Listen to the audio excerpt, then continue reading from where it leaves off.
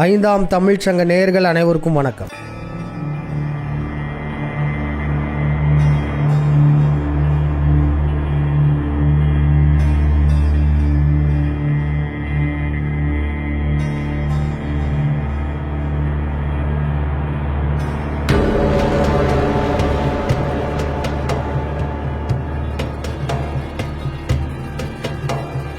பாத்தீங்களா, இது போன்ற சமூக சீர்கேடுகள் உருவாவதற்கு முக்கியமான காரணம் என்ன தெரியுமா? போதைப் பொருள் கலாச்சாரம். மனிதர்கள் நாம் போதைக்கு அடிமையானதுனால நம்மளுடைய கான்சியஸ் லெவலு குறைஞ்சிட்டு இருக்கு. முக்கியமா இளைய சமுதாயம் இந்த போதைப் பொருள் கலாச்சாரத்துல சிக்கிக்க கூடாது. அதற்காக ஐந்தாம் தமிழ்ச்சங்கத்தால் எடுக்கப்பட்ட ஒரு சிறிய முன்னெடுப்பு, இளைஞர்களுக்குள் தவம் செய்யும் போட்டி. சென்னை தொகுதியில் மெரினா கடற்கரையில் இந்த தவம் செய்யும் போட்டி நடத்தப்பட்டது. இளைஞர்கள் அனைவருமே ரொம்ப உற்சாகமாக இதில் கலந்துக்கிட்டாங்க. நாம் தவம் செய்வதால் நம்மளுடைய மனதை நம்மளால் எளிதில் கட்டுப்படுத்த முடியும். அது மட்டும் இல்லாமல் இப்போதைய ஜென்ரேஷனான ஜென்சி இளைஞர்களுக்கு ஆன்மீகத்து மேலேயும் தவத்தின் மேலேயும் ஆர்வம் வருவதற்காகவும் இந்த போட்டி நடத்தப்பட்டது. சும்மா உட்காந்துருக்கணும், ஆனால் குறைஞ்சபட்சம் ஒரு அரை மணி நேரம்னாச்சும் சும்மா உட்காந்துருக்கணும். வேறு எதுவுமே நீங்கள் செல்லு கூட ஃப்ளைட் மோட் போட்டு போவோம், வேறு எதுவும் கால் வராமல் பார்த்துக்கோங்க. சும்மா உட்காரும் போது நமக்கு எந்திரிக்க தோணும், நம்மளுடைய மனசு அதை விடாது. எந்திரிச்சிடலாம், போதும், இதுக்கு மேலே முடியாது, கண்ணை திறந்துன்னு தான் சொல்லணும். அதெல்லாம் தாண்டி தான் நீங்கள் உட்கார போகிறீங்க. இப்போ நீங்கள் எல்லோரும் விருப்பப்பட்டு தானே வந்தீங்க, உட்கார்றதுக்கு மெடிடேஷனுக்கு வந்தீங்க. ஆனால் நம்மளுடைய மனசு விடாது. நீங்கள் ஒரு 5 நிமிஷத்துலேயே பேச பேசிக்கிட்டே இருக்கும், உட்காரவே விடாது. ஆனால் அதையும் தாண்டி நீங்கள் எவ்வளோ நேரம் உட்காருறீங்கன்றது தான் மேட்ரு. குறைஞ்சது நீங்கள் அரை மணி நேரம் உட்காரணும், மேக்ஸிமம் 1 hour வரையும் நம்ம இதை வச்சுப்போம்.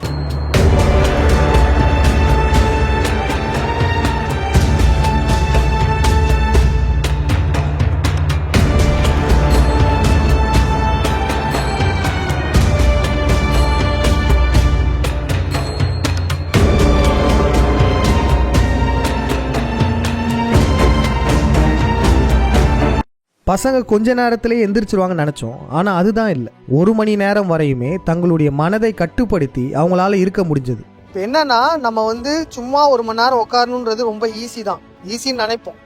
ஆனால் நம்ம உட்கார விடாது. அதுதான் நம்மளுடைய மனசு. நம்ம உட்காரணும்னு நினச்சா கூட நம்ம மனசு நம்மளை உட்கார விடாது.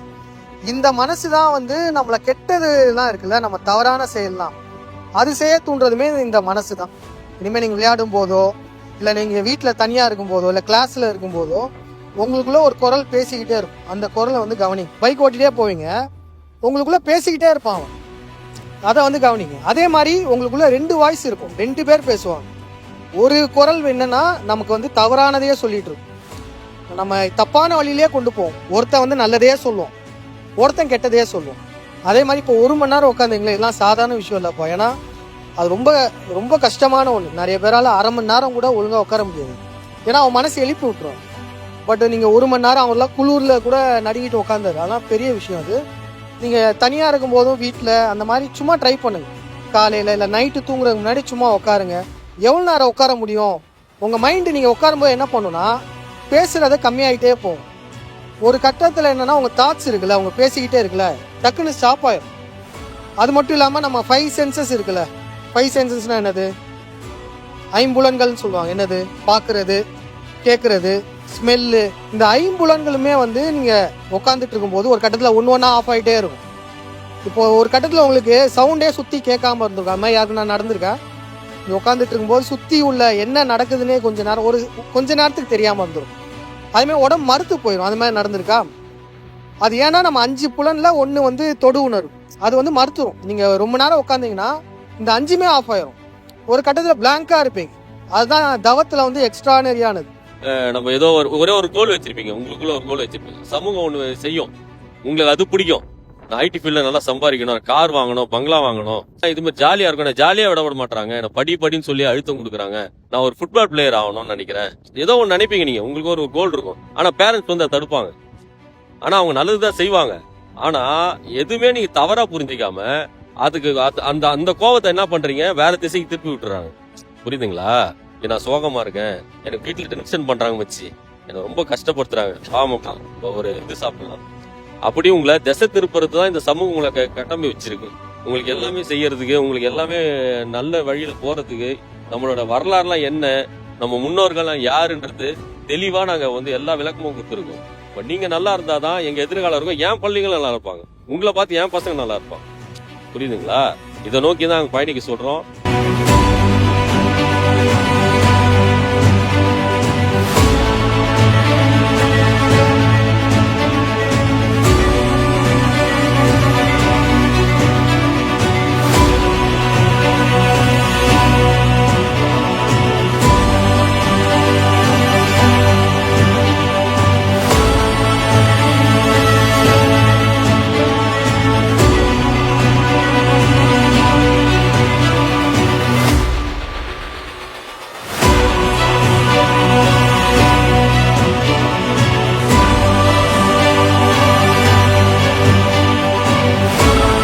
பரிசுகள் கொடுத்ததுக்கு அப்புறம் இளைஞர்கள் மத்தியில் உறுதிமொழி எடுக்கப்பட்டது.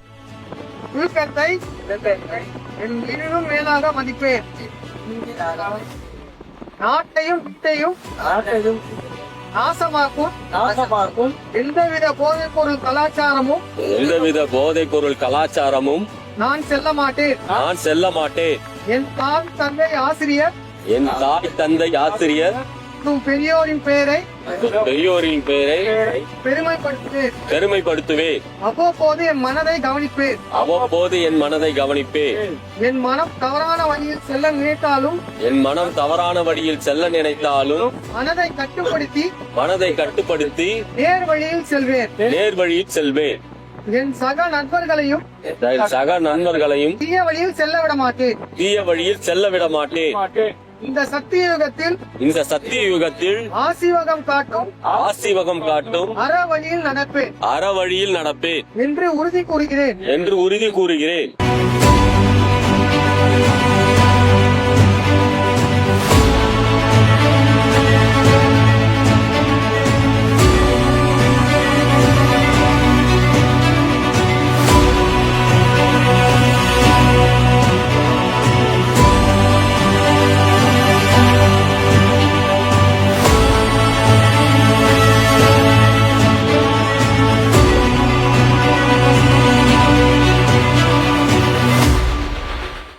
மக்களாகிய நீங்கள் தரக்கூடிய நிதி உதவி 5ஆம் தமிழர் சங்கத்தின் வளர்ச்சிக்கு மிகவும் பயனுள்ளதாக இருக்கும்.